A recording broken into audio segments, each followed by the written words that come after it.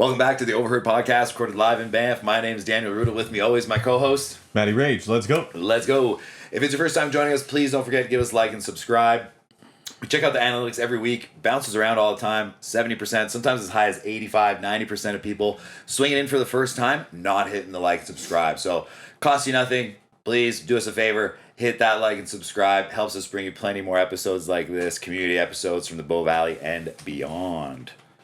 Our guest today is Luke Elvy. Thank you so much for joining us, making the trip from Canmore. How's the day so far? Oh, Dan, it's terrific. Hello, mate. Hello, Matty. How are you, gents? Honestly, one of the great days. They call this a Chamber of Commerce day. It's so perfect. No doubt. Beautiful out today in the Bow Valley. Spring has really sprung.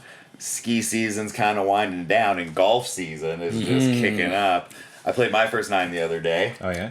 Well, I call it outdoor season now because of having brought indoor golf to the Bow Valley. We have indoor season, which lasts longer than outdoor season, and now outdoor season. My mistake. What a terrible way. Yeah, that's definitely misspoken on my end. Trust me, I'm a golfer. I love to see the ball fly through the air better than anyone. So, no, we all are stoked. We're outdoors playing, and what a place to play golf. Absolutely. What a start it's been. I have a buddy of mine, actually, I got to give him a big shout out. His second season playing golf in the Bow Valley, already drained a hole-in-one on his first lap of the season. So, welcome back to golf. That was his first game? First lap of the season. Dave Potts, got to give you a big shout-out for a nice ace last night on the Tunnel 9. No doubt. Before we get too far into things, let's check in with our sponsors. This episode, like most of our episodes, are brought to you by Drink Shaft. When it's summer in the Bow Valley, early isn't optional. First light on the fairway, glassy water at the shoreline, and the warm hit of sun that tells you the day is yours.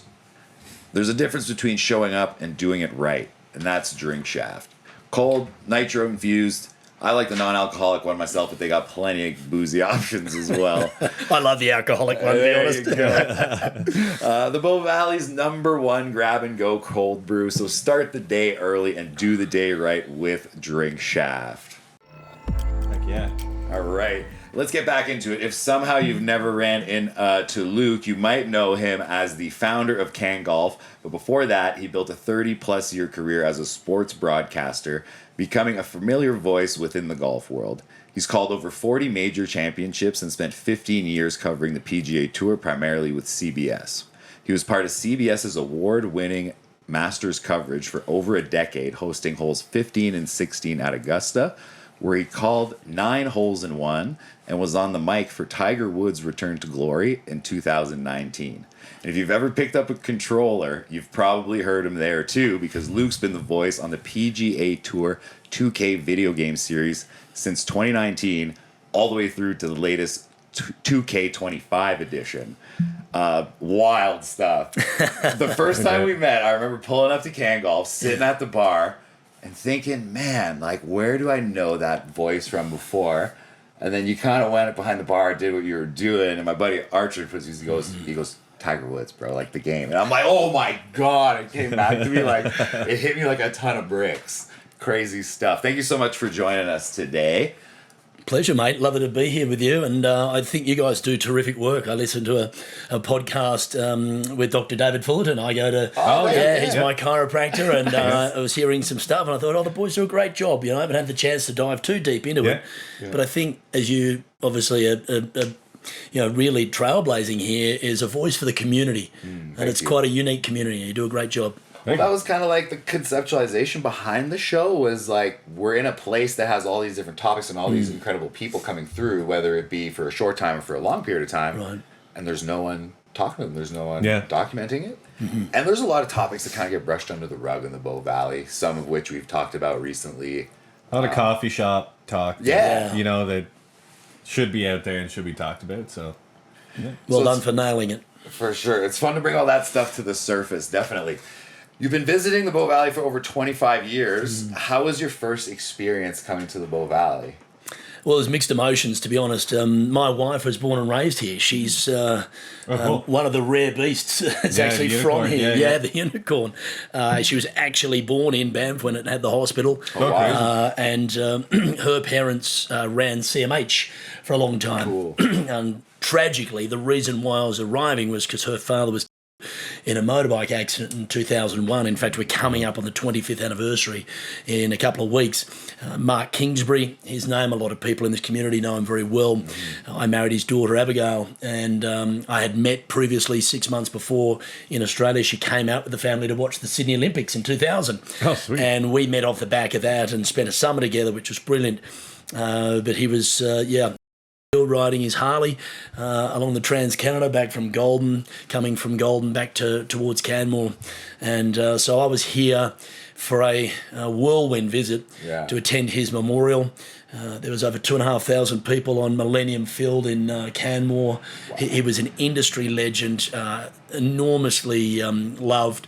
And some of the stories I heard about him sort of gave me a new hero. I never met the man, and I was so impressed with the career and life he lived. A real, eco warrior and a friend of the mountains. And that was my first visit here. And look, I was in awe of the scenery around me. How can you not? But it was very hard to take it all in on that first trip.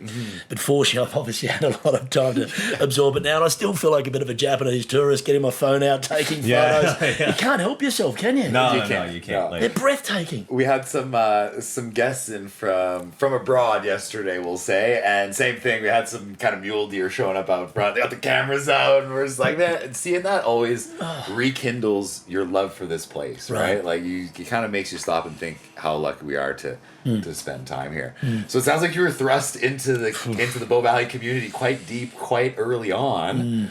How is the town changed, not only like physically, but how's the community changed for you since obviously that that steep introduction to today? It's obviously changed enormously. You don't need me to tell you that the transformation over the last 2.5 decades of the Bow Valley has been nothing short of sensational.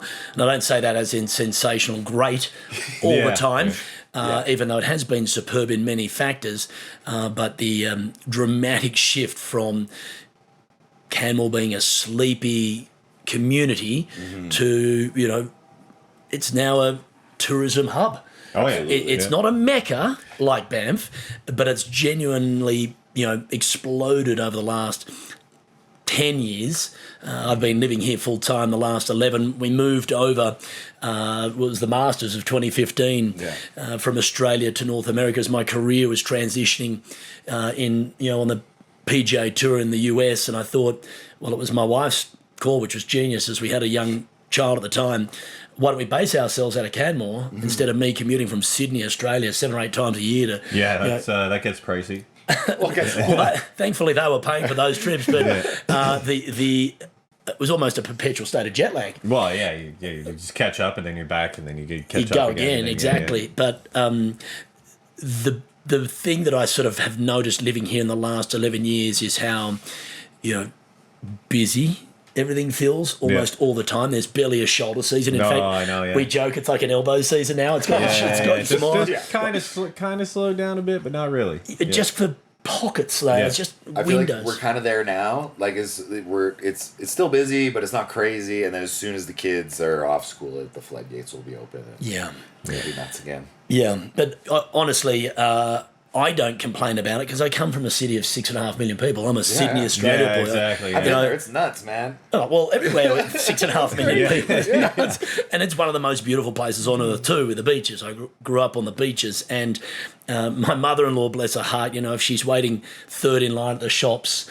or she stopped at the lights for any more than 30 seconds, she's like, it's crazy in town. I'm like, not really, but I get it compared to what they're used to. Well, that's a great point. Honestly, we raised this a lot when we were doing the election coverage. Is like, it's busy, but to whose perception, right? Like, if you've seen it 20 years ago, of course it's going to seem busy, right? But if you come from a major metropolitan area, it's not. Like, you talk to, especially in the winter, like American skiers that come from places like Vail and they tell you the horror stories. Like, we got it pretty good here for a tour sign. What do you consider great? I think it's outrageous. And to be fair, CanGOLF wouldn't exist if there hasn't been an explosion in Canmore's popularity. Yeah. There would be no room for a business like that. It would be here in Banff. Yeah, fair. That's good perspective to have, honestly. A lot of business owners wouldn't be so... Wouldn't exist. Honest, let's say, in their perspective. So... That's great to hear, honestly. I love hearing that from business owners. Let's go back before all the broadcasting, all the major championships, all the TV work. What were you like as a kid? I lived a charmed youth, childhood. Growing up in Sydney in the 80s, I was born in the mid-70s. I just turned 50, so I'm now officially past the halfway house of life. There you go. I don't even think I'm halfway down the 10th fairway. It's more like the 12th green. but the reality is my life in Sydney was epic. My childhood, the freedom of the life and lifestyle, the weather's sensational 90% of the time. Can't complain about that. No, it was an outdoor existence. I played every Australian sport under the sun, rugby, cricket, tennis. Obviously, was young into golf. I was one of the early adopters amongst my peers. I was a surf lifesaver, a swimmer, an athlete, all these things. And it was just this incredible childhood of, playing in the bush and playing at the beach. Yeah, nice. And it was quite a charmed upbringing, to be fair. I am the son of a divorced family, so that was my biggest sort of setback around about the age of 10. It really shaped me. It sort of forced me to grow up a lot earlier than what a 10-year-old typically does. But fortunately, it gave me a little bit more wisdom earlier, so I was able to make a couple of decisions earlier in life that have certainly helped me in the back end of life, which has been good. Enough. Yeah. I mean, exposed to those adult themes as a young man, it's going to make you grow up a little bit differently, for sure. Right. When did golf start taking a hold into your life? You mentioned you played when you were young. Yeah, I was 7. Everything. When did that ever become a focus for you, or is that just kind of something you did amongst other things? Yeah, it was just one of the sports. In fact, I was trying to make it as a rugby player in Australia and worked out pretty early that I was not going to be able to achieve that dream. No, my father would go away on these golf trips with his mates, and the families would come along, and it was this awesome resort up in Queensland that had tennis and horse riding and all these beautiful pools and outdoor experiences, but it also had a championship golf course and a par 3 golf course. And as a 7-year-old kid, I was not welcome on the big course. But but par I 3 could, course is very welcoming though, right? It's perfect, right? A bit like with Banffy with having Tunnel 9, which is a superb 9 holes of golf, but you can put less experienced people on it, and they're not as more approachable. Right. Yeah. They're not as daunted than playing Stanley Thompson's, architectural gem that really takes a fair bit of talent. Anyway, so I get to go out and play on this par 3 course, and what was the second hole of golf, not the first one, the second hole of golf. I only had about 4 clubs because, he'd go out. Yeah, you don't need to go too far. You don't even know what each one does. And I sort of, hit this thin 3-iron up the fairway. It was about a 112-metre hole. Oh, yeah. Not a long hole by any stretch. And it rolled up there about, halfway. And I thought, I'll use the same club again because that's how far it went. It's about that far to go. And this pin was cut on a tier, up the tier of the green. Okay. So it sort of, had to get up, and it was on top of the tier, and I hit another one thin along the ground, probably coming over the top, very steep. And it ran up onto the green and up the tier and then hit the pin and dropped in. Oh, wow. I birdied the second hole of golf I've ever played in my life, and I was so jacked. I'm like, I love this game. That'd get instantly you hooked. This is for me, and anyone who's ever picked up a club knows how frustrating the game can be. But when you have those moments of joy, it's like my God, I want more of that. Whatever that was, I want more of it. For sure. Some of my early golf memories was my father pulling me out of school to go play golf. So I'd be like sitting in class. I was not a studious guy by any means. I love gym class. I love recess the most. Yeah. And I remember being called to the office one day thinking I was in trouble. And my dad sitting there, he goes, "You remember that dentist appointment that you had?" And I was like, She goes, "Just come on." And then I go in the car, and my shirt's laid out, and the golf clubs are there. It's like, so. Father of the year, by the way. Yeah, it was so sweet. Props. It just takes me back. You know what I mean? The game of golf is. And that's what I've loved the most about it. I grew up playing golf with my father and all of his friends.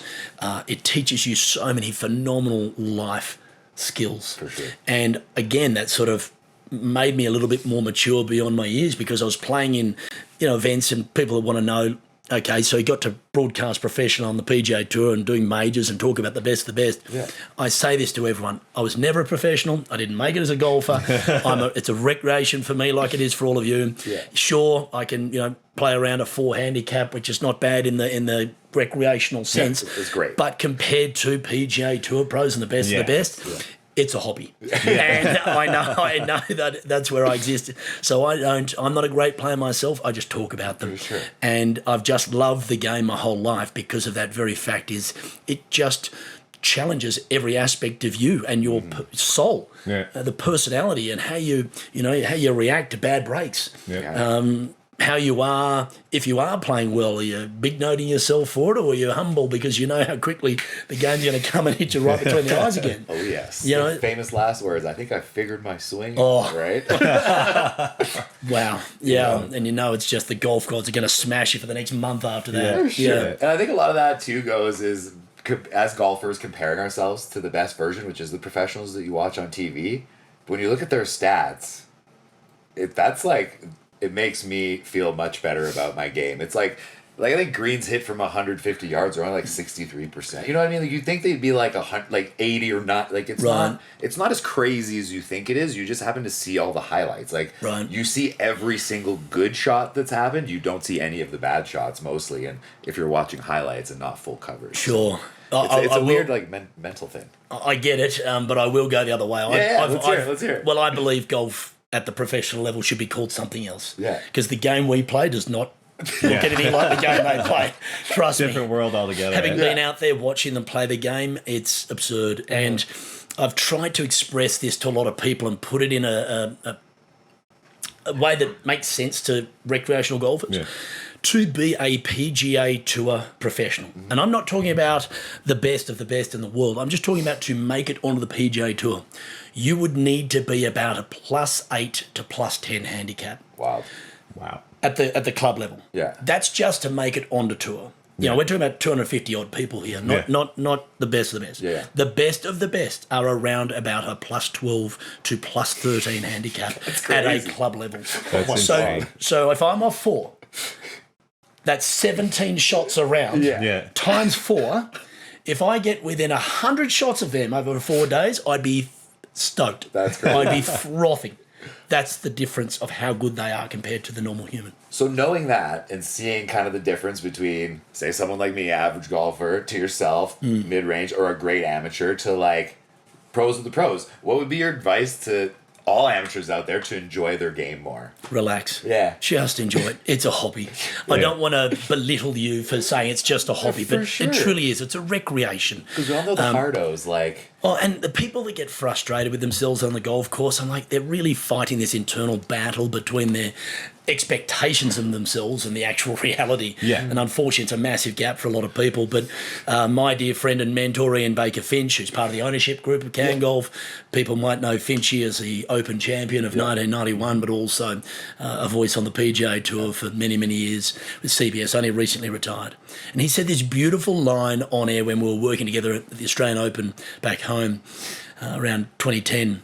And he said this to the entire audience. He said, because there was a player berating themselves on TV for a bad shot.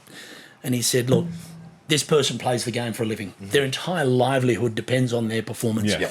But for you, watching at home, if you're a club golfer or a recreational golfer, treat yourself kindly out there. Yeah. Mm-hmm. Go easy on yourself. It's a hard game. There's expectations because you're a captain of industry or a CEO of a company or you're a father. The life's pressures that's on us all. Golf's an escape from all that. It's a chance to just relax and be outside in these beautiful surrounds and enjoy the fresh air. Just let it go. It's not that big a deal. Because I always said if I was having to feed my family or pay off a mortgage playing this game, they'd be malnutrition and we'd be broke. That's so good. The reality is that. But that's great advice, honestly. And I think managing expectations is the big one. I've had these experiences with my golf before where I've, say, playing a nice course for the first time and you really want to play well.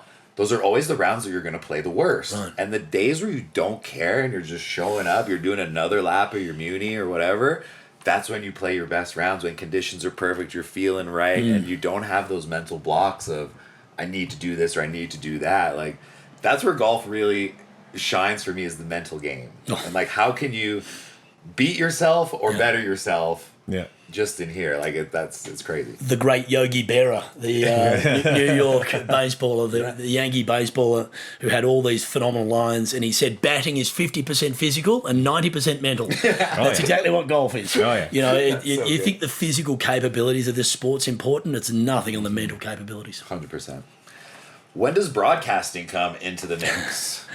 Again, my father, bless his heart, you know, I'm 16 thinking I'm on the path to one day becoming a Wallaby, which would be playing rugby for my country, being an Australian. And he said, son, what do you want to do with yourself in life? And I said, I'm thinking of maybe playing rugby as a profession. He goes, terrific.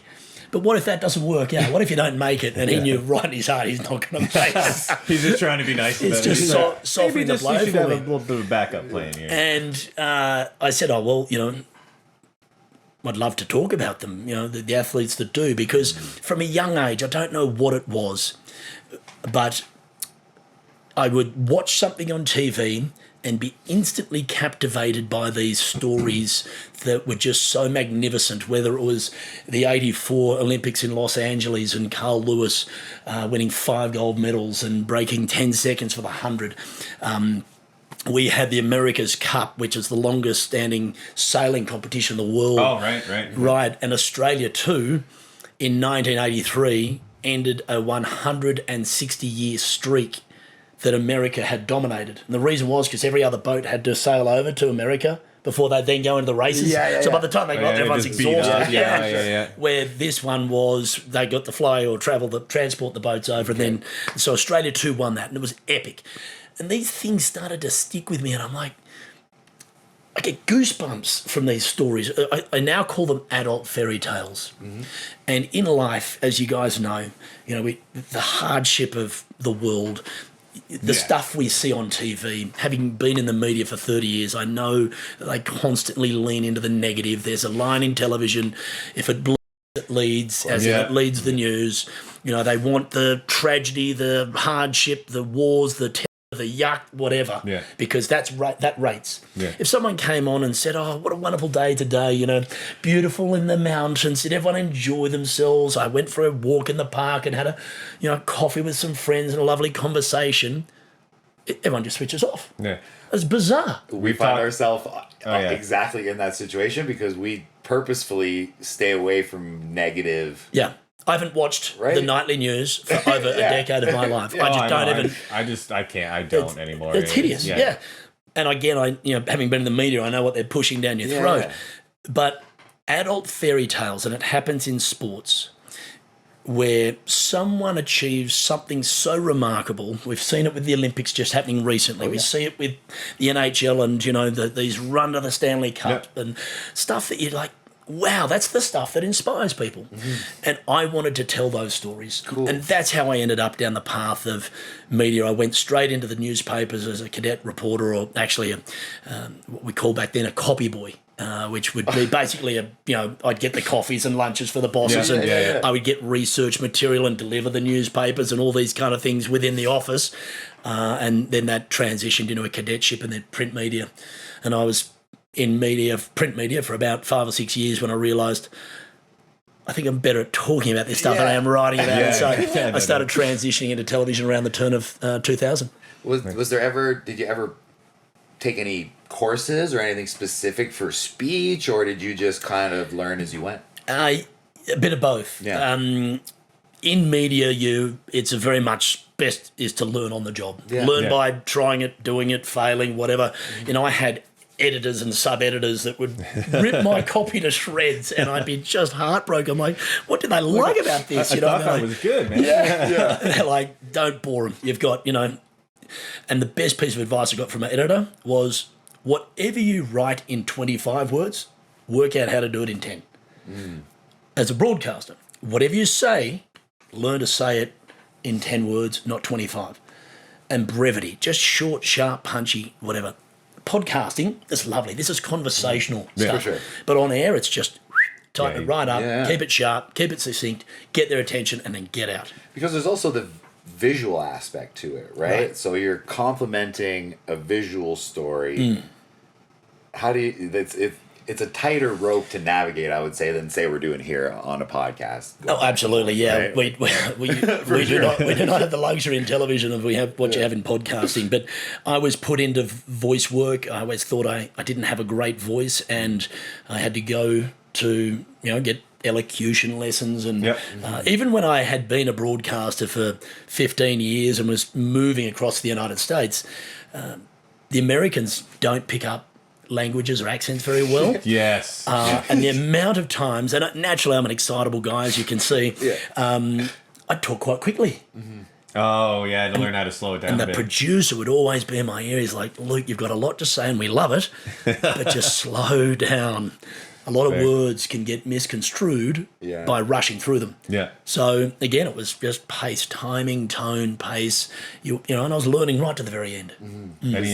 Any advice for someone that might be looking to get into broadcasting? Like Absolutely, maybe yeah. something you wish that someone would have told you right from the get-go?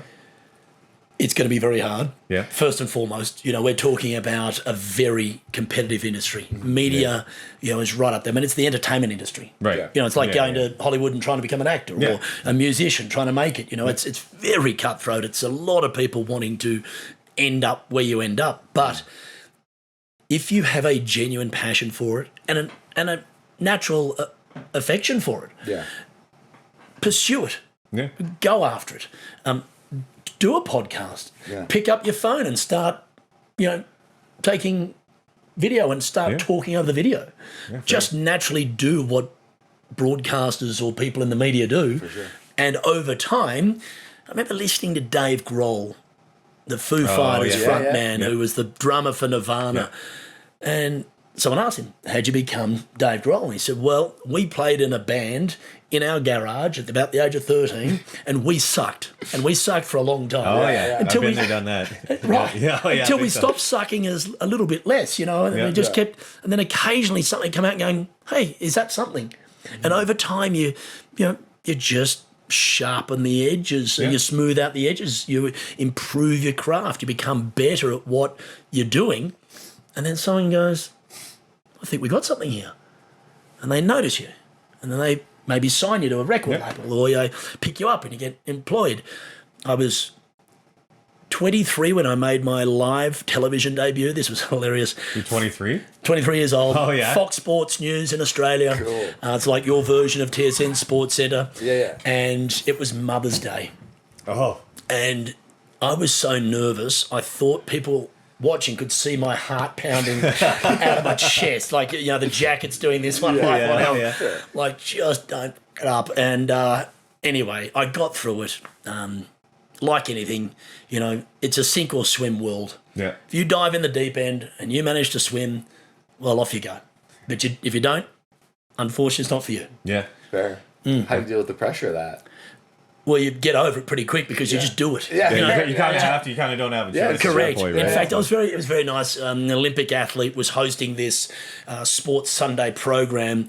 Nice fellow. He'd mean nothing to you guys here, but he won Olympic gold. Duncan Armstrong, I think it was maybe the 92 or 6 Olympics. I'm just trying to remember. And may have even been the 88 in Seoul. It's so long ago. And we're doing a live cross. I'm giving the news updates within this Sports Sunday show. Okay. And he goes, just about 30 seconds before we go live for my first update, and he goes, hey, Luke. And my nickname's Elvis back in Australia because of Luke Elvy. So he goes, Elvis. Oh, okay. And I went, yeah, Dunk. He goes, hey, mate, don't fuck it up. And it was a brilliant line because it just relaxed me enough to go, oh, yeah. Break the tension a little bit. It did. Yeah, It just little cut your eyes. comic relief. And then you're like, okay, off we go. And he called me, Fox Sports' resident mummy's boy on Mother's Day. And I said, you got to love your mum, Duncan, and we go. And that was it. And the rest is, 30,000 hours of live television later. Here we are. Amazing. Well, even me and Dan, like the first couple of podcasts were a little rough around the edges. We were trying to figure out what the hell we were doing, like what was going to work. And has changed substantially, I think, since what are we at now? 100 and what episode is it? 120? I'm not even sure which number this will be, but Well, there you go. See, that's it. like And you know that question was for us. I wanted to ask you that question for sure. Well, this is it. You're doing exactly what it takes. Yeah. You are getting the reps. You are putting yourself out there. You are trying and sucking and then working out that sucked. Let's not do that. Let's do this. And that worked. And, hey, a few people really enjoyed this, so let's keep doing more of that. Yeah. And over time, you're improving your craft to a point. And they talk about the 10,000 hour rule. Yeah. That's where mastery kicks in after 10,000 hours. For sure. But if you are kind to yourselves, you accept that you're human, you're going to make mistakes. And if people criticise you, you take it with a grain of salt, because what does it matter? Most people who criticise you are beneath you. Fair. Yeah. The people who are doing what you do or have achieved a certain something will never criticise you because they know what it takes. Yeah. They know how hard it is. Yeah. Armchair quarterbacks, man. Like people love to throw a stone from their couch, right? Like it's people that are doing the least are saying the most, and that's in everything, whether it's podcasting or whatever. And that's a reflection of them, not you. 100%. A great piece of advice there, Sir Anthony Hopkins, because I used to take to heart a lot what the people would say. Oh, okay. Obviously, with the advent of social media and everyone can get at you now. Yeah. He goes, it's none of my business what other people think of me. Fair. And when you hear that, and you're like, hey, that's genius, because they're only reflecting what they don't like within themselves. It's either through jealousy, envy, or not aiming up in their own life. That they want to just, if I can just rip a little bit of you out of yourself or bring you down a bit, then I can feel maybe a little bit better about myself. Yeah. Don't listen to it. It's irrelevant. Yeah. I had to talk Dan down from one of those. Was that a couple months ago? Man. There's someone. Yep, we're not going to get into it, but there you go. Dan was super stressed. He's like, what do I do? Like, how do I respond to this? I'm like, dude, I wouldn't even worry about it at all. Like, to be honest with you, at the end of the day, it was a huge lesson for me. Like, it doesn't, doesn't matter. Just like, leave it alone, man. It's like, it doesn't matter anyways in the long run. Like, and leaving it alone actually worked out 10 times better in our favor. Do you know why? Crazy. Because you didn't give it any oxygen. Yeah. What happens to flames when it doesn't have oxygen? Yeah. Dies. Yeah. Great advice there. Let's get to like preparation. How do you prepare for, say, a big event like the Masters? Obviously, when the big lights are on, microphones are running. What does the lead up to that look like for you? Well, I'm in the rare position of I'm the lead play-by-play host. I sit in that sort of anchor role. Yeah. So you have to do a ton of prep. Most of the people I work with were either major champions or greats of the game, or have had great careers. Yeah. So they're called experts or analysts. I can't tell you, even though I've hit a 4-iron like they've hit a 4-iron on the television, but I haven't done it in anger. Yeah. With a scorecard and a pencil in my back pocket where it actually meant something, like a major championship. Yeah. So I can't speak to that experience. Right. So that's their job. Yeah. All I can do is set up that person or the shot so they can then give their insight and experience and add to it. So we do a ton of prep. Yeah. And this is where my one gift in life was I have a Rain Man brain when it comes to remembering facts and stats with sport. I was going to ask you about that. Like, that has to be kind of an innate gift, or right? Like, it's not quite as good as Jim Nance's, mind you. That guy, he is unbelievable. Is that who's that? Jim Nance is the legend of CBS. He's arguably the greatest sports broadcaster in television history. He's just done his 50. Well, sorry, he's just replaced Vern Lundquist as the most Masters ever broadcast. Wow. He just did his 41st, this last one. Jeez. But he always dreamt of doing 50 Masters, sorry. Wow. A dear friend, and had the chance to sort of have him mentor me a bit through my career at CBS and be a colleague and a friend, and he's on another level. Yeah. That's greatness. Now that you meant, like, you remember the voice. He's the one that you hear at every time when as grand as it gets, Tiger has his slam, or a win for the ages. That's that guy. Yeah. And he has this dream voice as well, which was again a God-given gift. For the rest of us in the industry, you learn as you go, but I was always of the mindset, over prepare so you don't under deliver. And I notice the work you do, Dan, with your preparation. You're very good at it, I'm sure. Together, Matty, you work on making this the best possible podcast it can be, and that's where the excellence comes over time.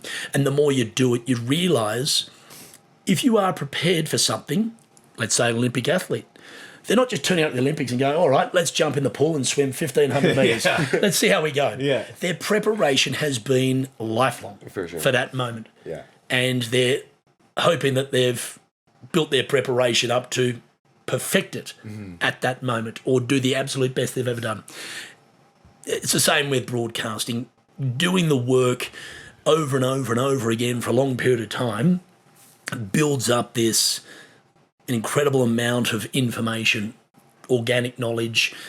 But for some reason, when I was in the middle of an event, I could recall a shot that was perhaps hit 30 years ago that was exactly like the one we just saw. Yeah. And it's a memory. And my producers always say, you make me scramble. I'm always trying to find this stuff you talk about. How do you do it? And I'm like, I don't know. That's where it comes from. A funny anecdote. I was sitting in my basement in the fall of 2020 here in Canmore, broadcasting the Masters because that was the pandemic year. Oh, right. And if you remember, they had to postpone the Masters until into the fall.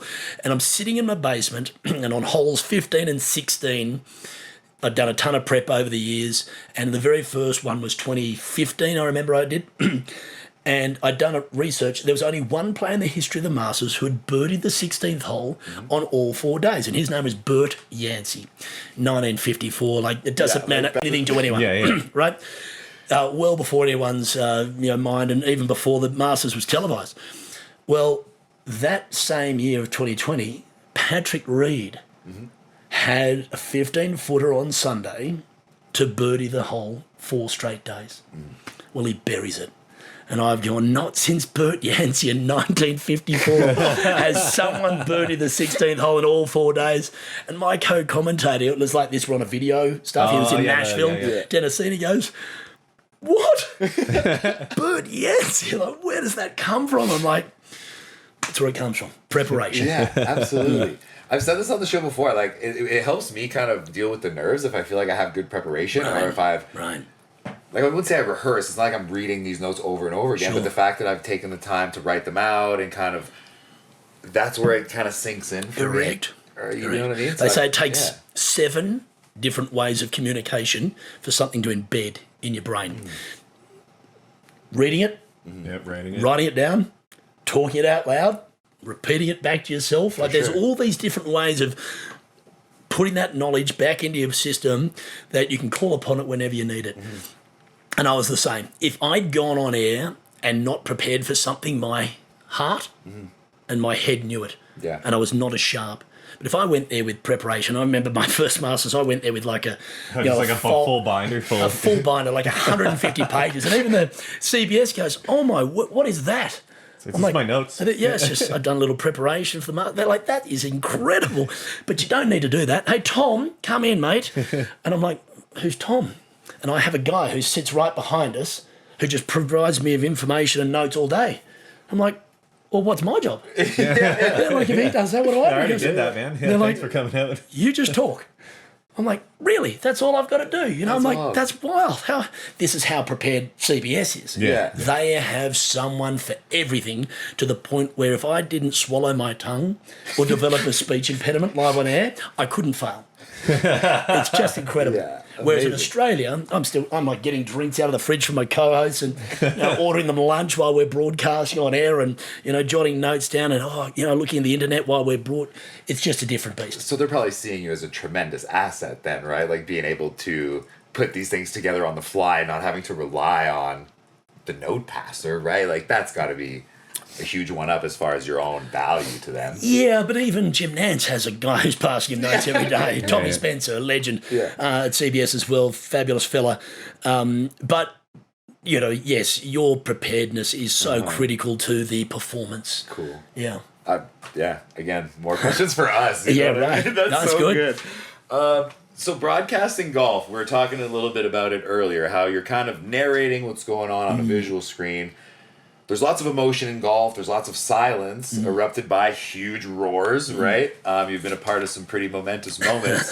How do you know when to let the moment be and when to chime in? That's hit me right between the heart there, because there were plenty of times where I butchered the moment. Okay. Jumping in, going too hard. The energy at Augusta National, that event could almost have no announcers and it'd still be as good as it is. Yeah. The roars that you hear around those pines that just resonate right through the property, you're like, wow. You know, again, you just get the chills just thinking about it. I remember hearing a roar for Tiger's eagle. One year, it was 2010, my first Masters. It's just a different sound. Yeah. Oh, yeah. It's different to a Phil Mickelson eagle. It's different to any other player in the championship's eagle. Tiger's sound, you're like, that was Tiger.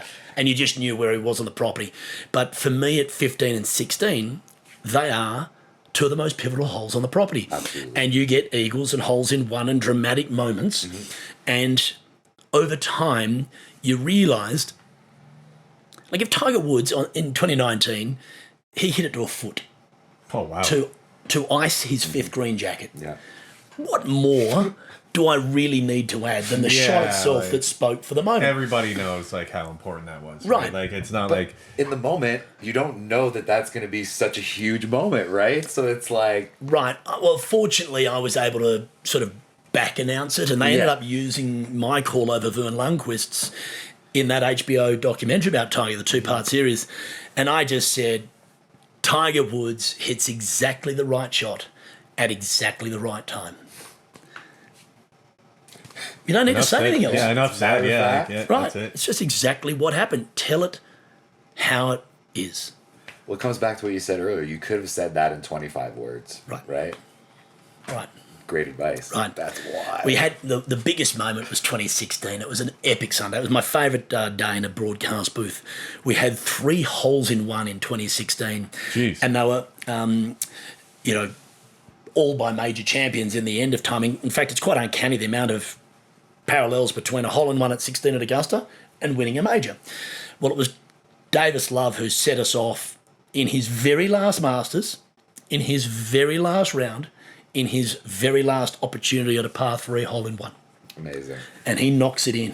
Jeez. And everyone knows that Sunday pin position at 16 and it comes up off the ridge and rolls down and you can start seeing it tracking. So you're picking it up, you're like, oh, this is going in. Bit of a honeypot hole location. And it goes in and it goes mental. Well, about 3 groups later, Shane Lowry, who went on to win the Open Championship in 2019, does exactly the same. And, Shane, he's become prodigious at making holes in one. He made another one there this year at 6. Mm-hmm. The only man in the history of the Masters to make a hole in one on 2 different holes. Jeez. But he's made a hole in one at 17 at Sawgrass. He's had a hole in one on 7 at Pebble Beach. So just these huge, iconic holes. He's just got this uncanny knack of knocking to the hole. So he goes nuts, the Irishman. And then about 2 groups later, Louis Oosthuizen, who won the 2010 Open Championship and just missed out on winning the 2012 Masters in that playoff to Bubba Watson, who hit that freak shot out of the pine straw in the playoff. He'd made an albatross in that tournament. That was Louis Oosthuizen. Well, there's a ball, if you don't recall, it's the most viewed golf shot in YouTube history, even more than Tiger's chip in at 16 in 2006, where it sat on the edge and then fell in. And there's a ball in the way, and it was JB Holmes's ball. And this ball's rolling down to the hole. And I went, ooh, that's the spot right there. As soon as I said, did you see the patron in the background? And there's a patron who nods his head behind the tee if it's online. He's like, And I'm like, he knew straight away. And I'm like, it's a good spot there. And then you could see it rolling down the hill, and you're like, oh, has it got room to slip by? And it hits his ball. Oh, I saw that when it hits it. And I went, how disappointing, because you're robbed of another hole in one. And then JB Holmes' ball starts going towards the hole. I'm like, that might go in the hole. Hang on a second. And then you see Louis' ball, gravity, just starts taking it to the hole, towards the hole. I'm like, hang on a sec. Oh my, we just went nuts, and I just scream out, can you believe it? And it was our 3rd hole in one in the space of an hour and a half. And it was the most extraordinary hole in one we've ever seen. Wild. It was wild. And the energy around that was like, my God. I'd almost forgotten that Danny Willett ended up winning this tournament at the end of the day because of what we'd witnessed at 16. Epic. Crazy. Being parts of so many cool on-screen moments. What would you say is maybe a proud moment that you've had off-screen that people don't know about? Well, you're very privileged in this industry to basically have a front row seat to the inner sanctum of the elite athletes of the world. You know, I've had the privilege of interviewing heavyweight champions in boxing, Olympic gold medalists, World Cup soccer heroes, football stars, you know, legends of their sport. I've been fortunate to be in the inner sanctum of all that. But Tiger Woods was my sort of life's work as an announcer. We're just 18 days apart in age, and I got to go one-on-one with him in 2011 at the Australian Open because I was hosting the coverage. He was out there with the President's Cup team. It was a very big deal because we had all the stars there for this one. It was the biggest Australian Open in about 25 years. And I got to go one-on-one with him. But the very next week was the President's Cup. And we're at a gala dinner on the eve of the event, and everyone's in black tie and whatever, and I'm only a table and a half away from Tiger. And I thought, you know what, I'll pop over and just say, hey, mate, thanks for, coming to Australia, but also we had a nice moment during our one-on-one and sort of bonded a bit. And I just wanted to say, you know, thanks. It was very nice for someone who grew up idolising you, you know, basically studying everything of you. He goes, oh, Luke, not a problem. Hey, grab a seat. Let's have a chat. And we just sat down for 10 minutes, and he treated me like I was one of his best mates. Sweet. And he's like to Freddie Couples and John Cook, who are on the table. And he's like, oh, you know, Luke, don't you guys? You know, and he's introducing me around like I've been a part of his inner sanctum for years. And I'm just, this is bizarre. And when you get welcomed in or trusted enough from these people to give you that moment or that time, it was very special. What's going through your head in that moment? Are you absolutely freaking out inside? No. Or are you pretty cool and calm about it? Well, again, this... you already had a one-on-one with him. Right, so. and this lovely piece of, you know, advice I was given by a mentor, they're all human. Yeah. You know what? They have to wipe their own bums like we do. They're no different, right? They're obviously not waiting in line at the post office to get something or, you know, having to deal with the day-to-day stuff we do, but they're still human. And when you treat them like that, they give you the same energy back because they actually appreciate it. Otherwise, they're the ones in the fishbowl swimming around and you're just staring at them with these big eyes going, there's Tiger Woods. Yeah, fair. And so, I could go on with endless stories off camera that were superb, but having that sort of, hey, Luke, come over and chat with us, you know, from Tiger Woods was very cool. That's got to be a pretty cool moment. Did that change at all, like how you view success, like professionally? Nice question, Matty. It's spot on. Absolutely. Yeah. That does change the dynamic of, and this is why Tiger talked about it's very hard for him to have a normal existence, right. Because he's put on such a pedestal by everyone. But there were very few people who could relate to him because no one else had been at that level. You know, you're talking about Muhammad Ali, you know, Michael Jordan, you know, perhaps an elite soccer player like a Pele or Diego Maradona or whoever. I'm talking about. And these guys aren't hanging out in a group of friends, you know, like going to the bar. So, it's lonely at the top. Tiger spends 95% of his time in his own home communicating over a phone to people because he can't be outside. Right. I mean, obviously now it's a different call. He's offered rehab and, you know, dealing with his own issues and challenges as we speak. But that's their reality. It's so vastly different to ours. Right. And you do get a better perspective. But the one thing I love about most of the people that get to the very top of their craft in whatever they do, how humble they become. Right. And I've used the line many times, the difference between goodness and greatness is those who are good will run around telling everyone how great they are. But those who are great have everyone tell them how good they are. That is so true. Yeah, fair. And you get a greater perspective on that person because they don't need to tell you how good they are. Yeah. You know. Yeah. And they're just getting to absorb the joy of what you feel about them. Nice. That's such a good way to be. Yeah, no doubt. And it certainly humbles you, you know. Oh, yeah. When you're out there yourself, you realise, you know, in the totem pole, you're at the very bottom rung. You know, I said I climbed high enough up the ladder to do up the shoelaces of the stars of my industry. Yeah. Right. But working with them was my joy. That was my highlight. getting to work with the CBS broadcast team for golf, the Masters, at the absolute pointy end. It was basically the Yankees of broadcasting. Okay. That was amazing to just be in that bullpen. But was I one of them? Not really.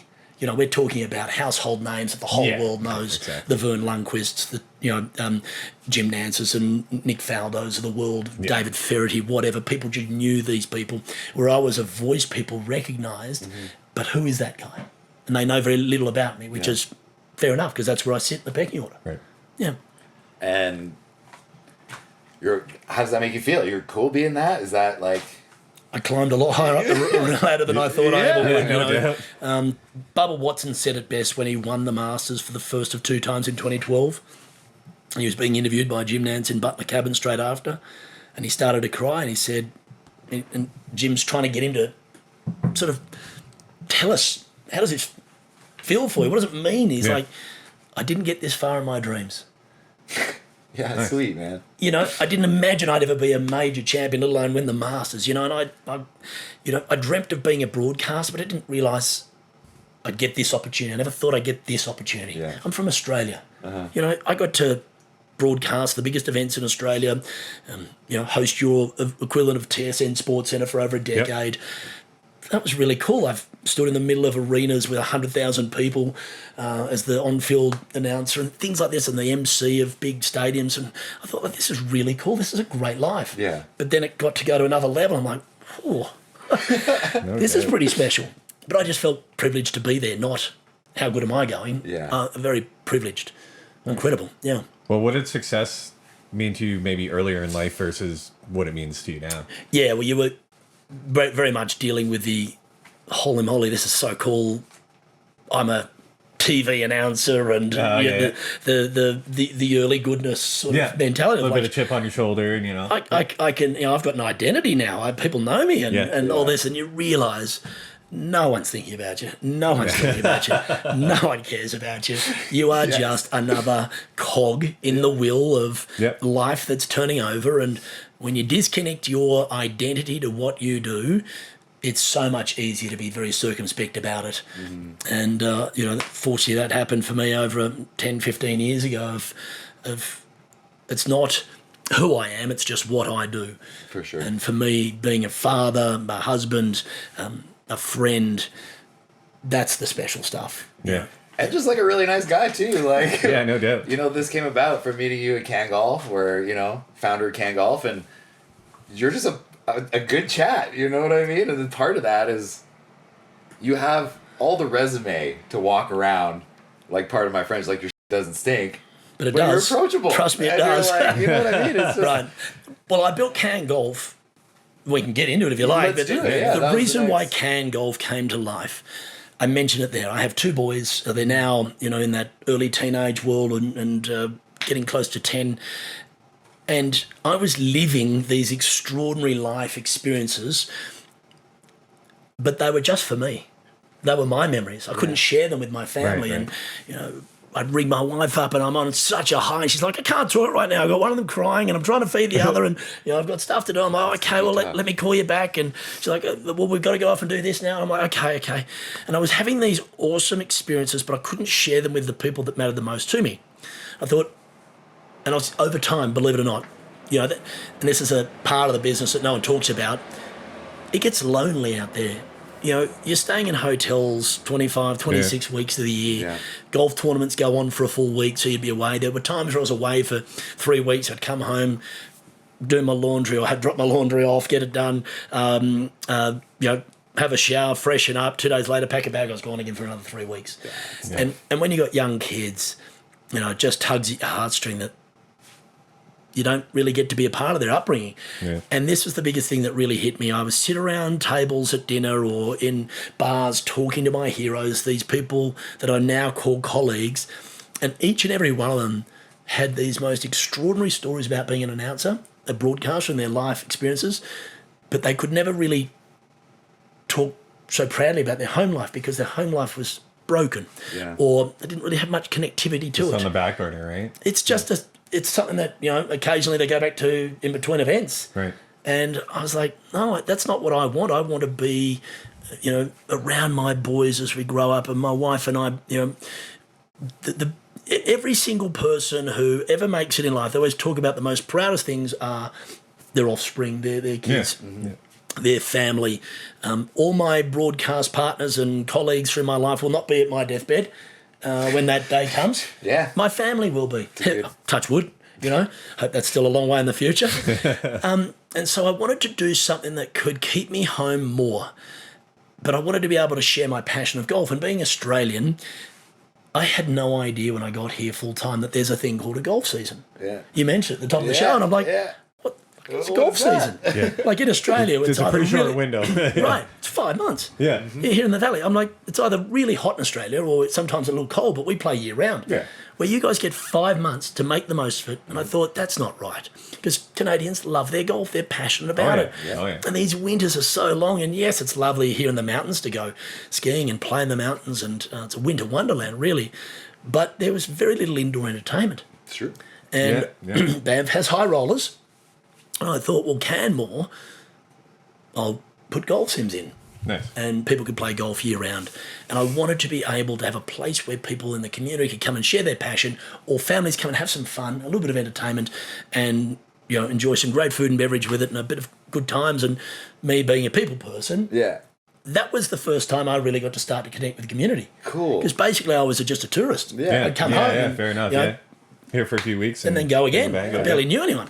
And now it's like, hey, buddy, how are you? And get to connect with you guys. And obviously, Robbie Arch, we were talking about him before, and just the heart and soul of the community. Nice. And that's been lovely because then you get to, forge new friendships and new 100%. relationships. Yeah.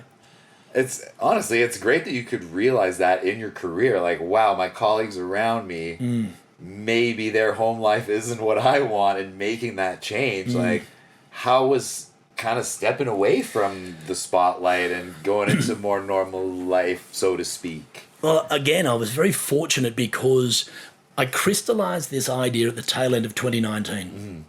And I was already the VP of media for About Golf, which are the simulators we have at CanGOLF. One of the top sims in the market.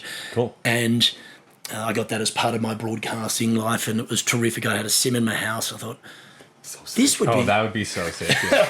Right. Yeah, I didn't say that to piss people off. It's just that was one of the perks of the job. Of course. Anyway, so I'm like, okay, this would work really nicely here in town. It would fill a big hole. Well, I go back to Australia for the President's Cup of 2019, land back in North America the start of 2020, head on the road. We got the West Coast swing, Torrey Pines, Pebble Beach, the Riviera. That was usually my sort of starting point. And then I get home, late Feb, there was already talk of this coronavirus. Yeah. And then, what was it, middle of March, the world shut down. Yeah, second week of March, something like that. And I had, for the first time in my life, all this free time. Like, what a lovely opportunity to start building this business model and start thinking of what it could be and research and whatever. So I got this 6 month sort of free kick in 2020 to put all my energy and time into building this business and creating it and then working out how to do it. And that's pretty much how CanGOLF came to be. That's so cool. Yeah, we opened September of 2021. We turned 5 here, middle of September this year, which is exciting. I went back on the road at the start of 2021 because that we were considered an important part of the return to life of broadcasting sports and getting people back into the world. And I got off the road the day before Canada Day in end of June 2030. Sorry, June 30, 2021. Then the next day is Canada Day, celebration with family, and the next day we started the build of CanGOLF. Very cool. And opened 3 months later. Nice. So quick moving once those years I went out of one rolling. career into the next one like that. That's the way to do it, honestly. Yeah. So it must be going well then if you're hitting 5 years now. Well, where my head's now high enough above water that I don't need a snorkel anymore. That's so good. This is what I keep telling everyone. Yeah. The respect I have for small business owners is higher than respect I have for people that have made it in broadcasting. Oh, it's a tough spot, especially Bow Valley. Like even in Banff, like throughout the pandemic, we saw so many local business is just gone, and it's nice to see some. Especially some of operating in like the brick and mortar realm, Yeah. right? Like Right. anytime you're having to pay to house your business, that is just huge overhead that is unescapable, right? And the rent just keeps going up Yeah, and up and up 100%. and up. And, yes, I'm fortunate enough to have purchased the real estate that we exist in as well, because I've been a big real estate buff my entire life. So I've Very realised that's where, Yeah. wealth is created, through owning assets rather than Renting. paying someone Yeah, else's assets down, paying off their own mortgages. So, over time, that's been the bedrock of this investment, has been that. That's There's very been plenty of times where I thought, I'm not sure if we're going to survive as a business. Yeah. A lot of sleepless nights, a lot of staring at the ceiling, trying to work out problems. But I've been enormously grateful for the way the community has endorsed or embraced CanGOLF, and the joy it's brought them has brought me double. It's a great time. I've only ever heard good things. love Like I being don't there, even man. I don't even golf. Like, well, I haven't golfed since shit. I think last round of golf I played was like 97. And this Something is like what I that. tell everyone. Yes, they're golf sims, but it's actually an entertainment hub. It's like going bowling. For sure. I'm not a league bowler. Yeah. I've been to high rollers a handful of times. Everyone has a turn. It's fun. Yeah. And these sims are so good these days, where you're playing different games on them as well. You don't have to be a golfer.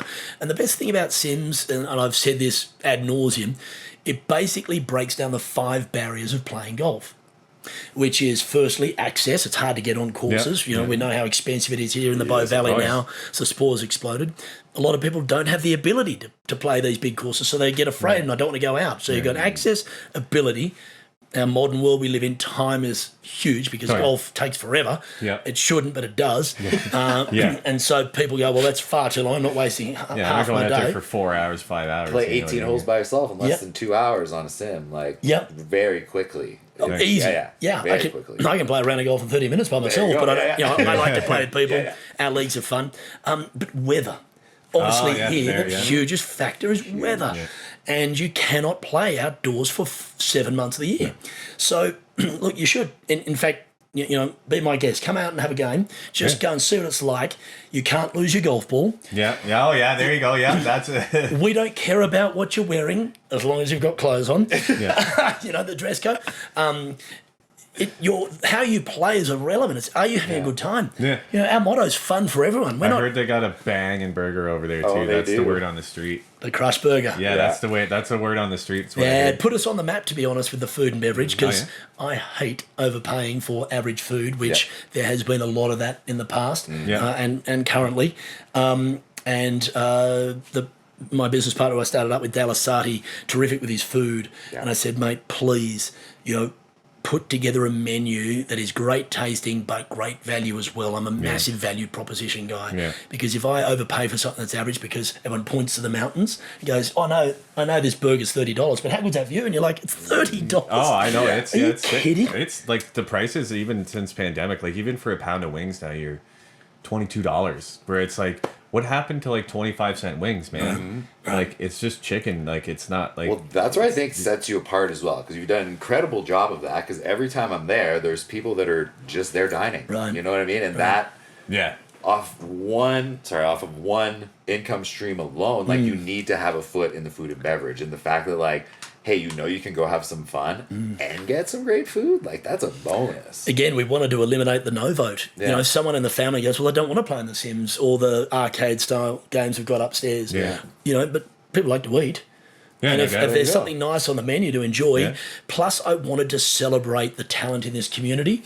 And so I call it the Best of the Bow beverage place. So everything that's behind our bar, well, not everything, most things are made here in this valley. Yeah. Very nice. The distilleries, the breweries, Yep. the canned cocktails, all that kind of stuff, made here. And we're the only venue, and this is something I'm very proud of, the only venue in the entire Bow Valley that pretty much stocks every single product that's made here in this valley. Amazing. Well, at least one product from every person. course. And I wanted that to be the case because people go, oh, I love this beer. And you're like, terrific. It's made just up around the corner here. Yep. Grab yourself a 4-pack before you go home. Oh, you like this spirit, do you? Well, wildlife, is one of the great success stories of the Bow Valley. Go and taste their stuff. It's just up around the corner. Yep. Banff Ave, your sponsors. Yeah. Terrific. The brews are delicious. Oh, yeah. That brew pub is so popular, but you can get that drink at CanGOLF. That's it. Because this should be celebrated. This is what. In fact, let's have another one. That sounds great. Yeah, get on in there. I don't mind a white wit. I got the what am I doing here? The Banff Ave? the Ride or Die. Oh, the right. Yeah, no, they're Right, very right. good. Can we just pause for the Australian National Anthem? Sure. Terrific. There Cheers, it is. gents. Cheers. Anyway, Cheers. I'll join you with the coffee. Cheers. and that was what I wanted to be, a totality business. It was not just golf sims. Yeah. It was all encompassing.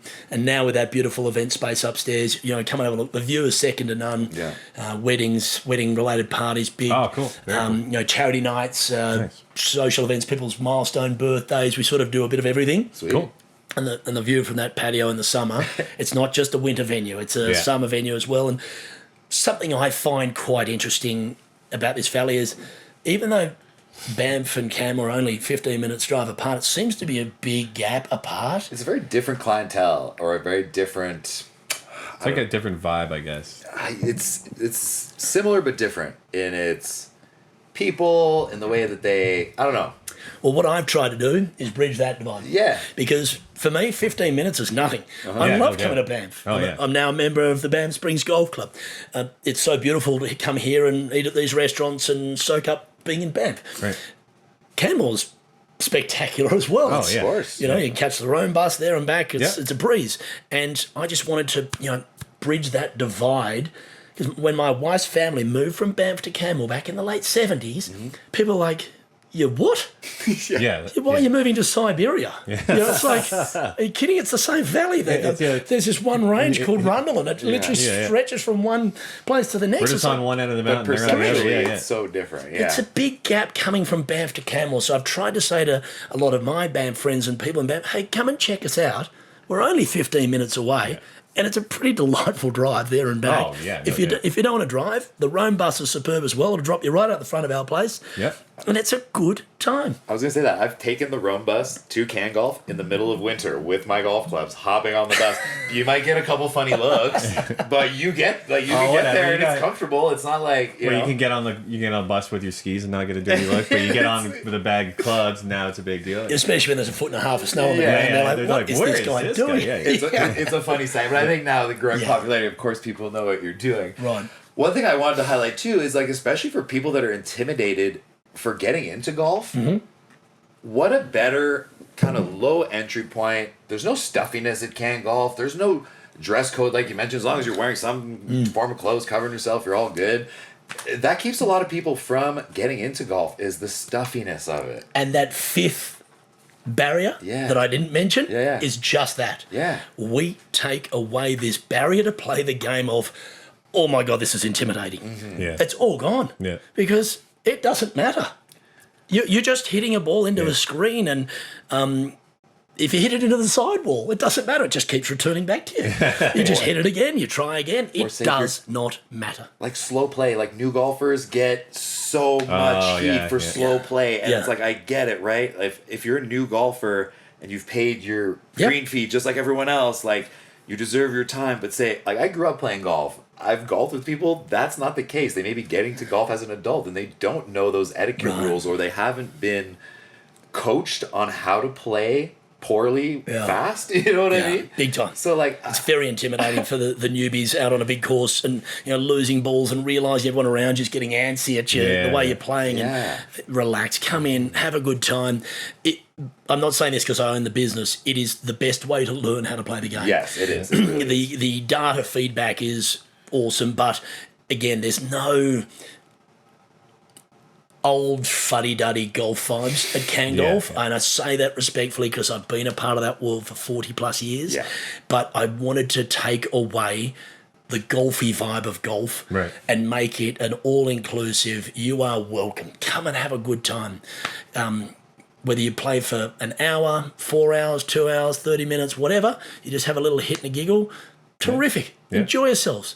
And then over time, and this has been my favourite part of it, people have then either built up the desire to go outside and then have fallen in love with the game because they learnt it at CanGOLF, where they would not have had that opportunity before. Do you think you've grown the game maybe more as a broadcaster or as an operator of CanGOLF? Well, I know no one's coming to play the game because of me talking about it. I understand that. So you know, it's super cool. Tiger Woods grew the game of golf by playing golf, but that was it. I wanted to give this bit back to the game that has given me way more than I could have dreamt of try this game. You just give it a shot and just find out how magical a game it is. Okay. It's the only sport in the world where you can play all ages and stages of life in the same group. I can have a grandparent, a parent, and a couple of siblings in one simulator, one group, force them out on the course. It's the only sport in the world where you call your penalties on yourself. No one else is there to adjudicate The that. honor system, Which is just, isn't there something special about that? Isn't there something lovely about that? Yeah, it's like, what are you going to do, lie to yourself? It's Well, because you know internally down the road, you're like, oh, that wasn't as good. That wasn't right. I shouldn't have done that. There's Japanese businessmen, I've read about this, they'll take you golfing to see what your values are personally, because if you cheat, if you shave strokes off your score, that tells more about you as a business person off the golf course than it does on the scorecard. I've always been big into like simulators, like in any, like I had a full cockpit racing simulator. Oh, the best. F1? Did you have the F1 game? I did everything. Rally racing, F1. How like cool. Full shifter, hydraulic handbrake, Love the whole works. Like flight simulators, and it's just like it's just that easy barrier like to access, right? Like you don't have to have a race car to go to the track. You can just sit down for a couple hours, and like that has gotten more of my buddies into that, like just letting them sit on the simulator. They're like, oh man, this is so cool. And like you don't have to spend 15 grand on a 15, it'd be nice. You know, a new race car, you're looking at 200, 300,000.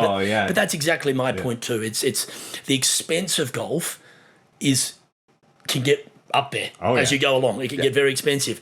But at CanGOLF, we've got rental clubs and we've got a bay. You jump in, you have a turn, have a couple of turns, whatever, and you go, if it's for me, let's try it more. We should go, Dan, before I hit the old dusty trail. I'm down, dude. Yeah. I'm always down to stick to clubs, man. I love it. And this is another thing too, what I say, it's, yes, we want to be outside through the summer. It's so glorious outside. Today's a prime example. But if you only have an hour of time or a couple of hours of time and you can't get a tee time here, or you can't afford the tee time, we're there. We're still open. We're open in summer. Come and have a hit. Like some of the, what's like a non-member at the Springs is like. Well, no, it's more about getting the tee times, right? Well, like if you're not really on top of booking your times in the Valley, I don't know how Country Club is. Obviously, there's a couple other courses in Canmore that have a higher price tag, but like even playing Banff Springs, Country Club, like it's hard to secure bookings if you're not at least a few days to a week in advance. Right. And what if you book and it rains and it's like, or you got to pick up a shift for somebody, or you get a good alternative. Say I wake up one morning and I want to play golf and there's no bookings. Well, there's an option. Didn't you go last time you played like 2 rounds 18 or something? You said for sure. I'll play 2 rounds in 2 hours or 2.5 hours, whatever. Yeah. And we've now put the GS Pro technology on the Sims as well, so you can play all the courses here in the Bow Valley on the Sims. So that's another cool feature. Yeah, well, it's coming very shortly, that one. But the others are already on there, and that's fun. People are like, I just played Silvertip today, or just played Shield Creek, or Kananaskis. It's like, how cool is that?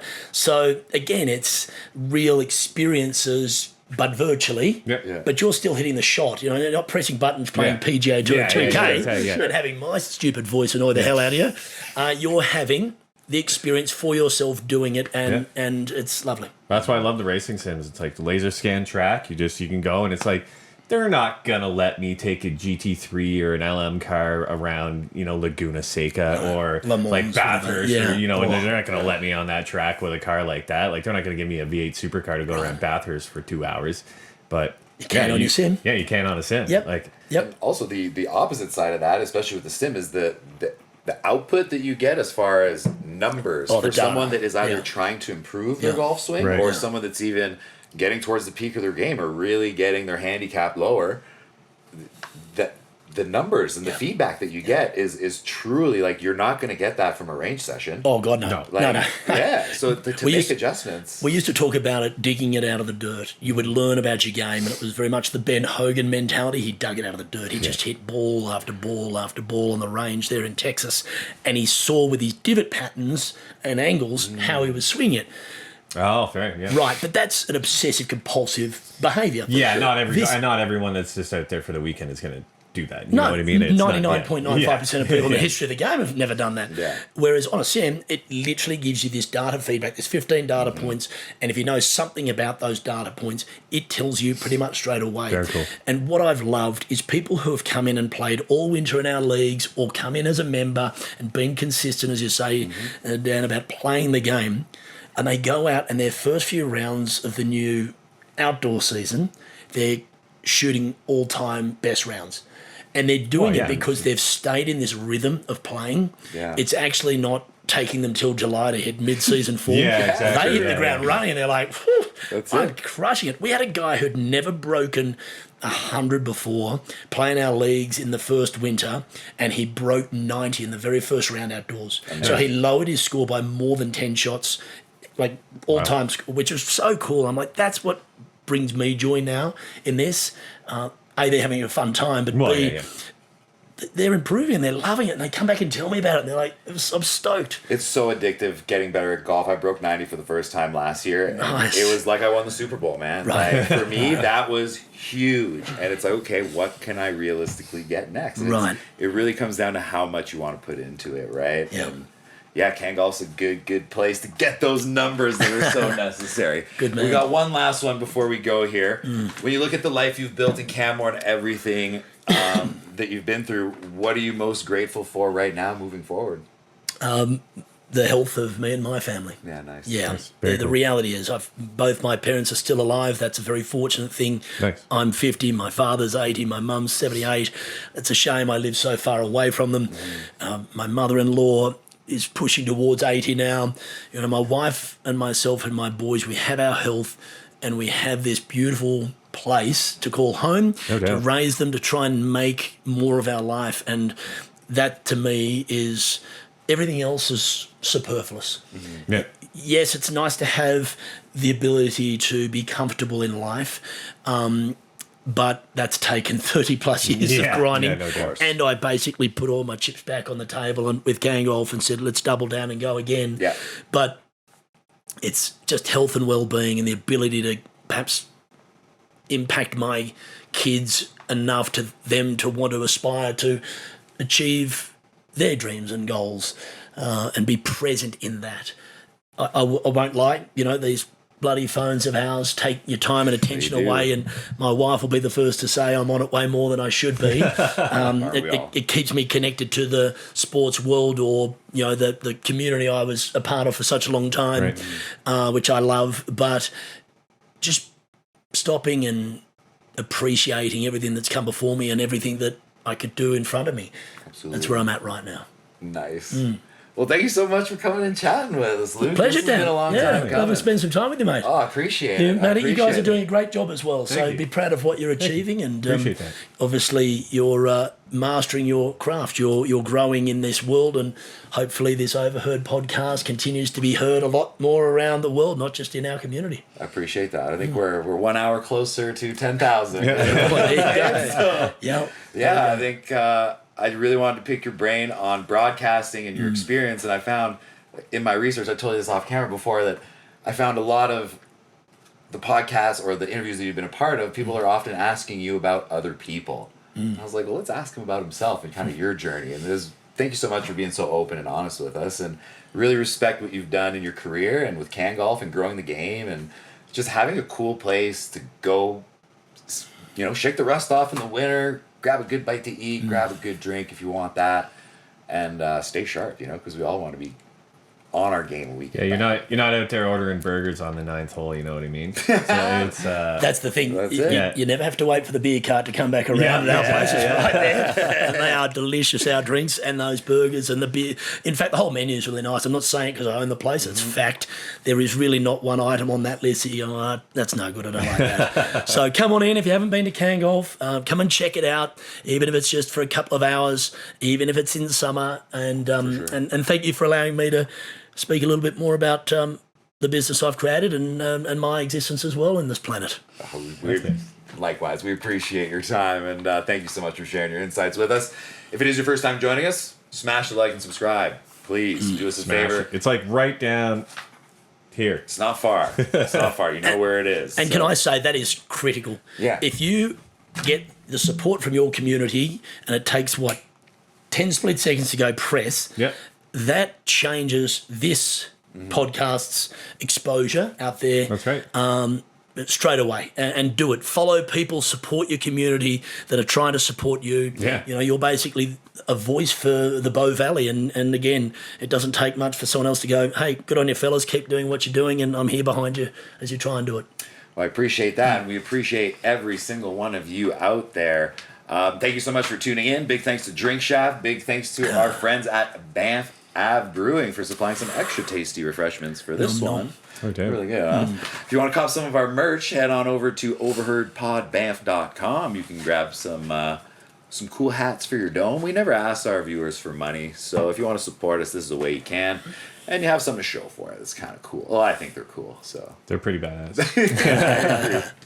Right on. Well, thank you again for tuning in, everyone, and like every week. We'll see you next Tuesday. Peace.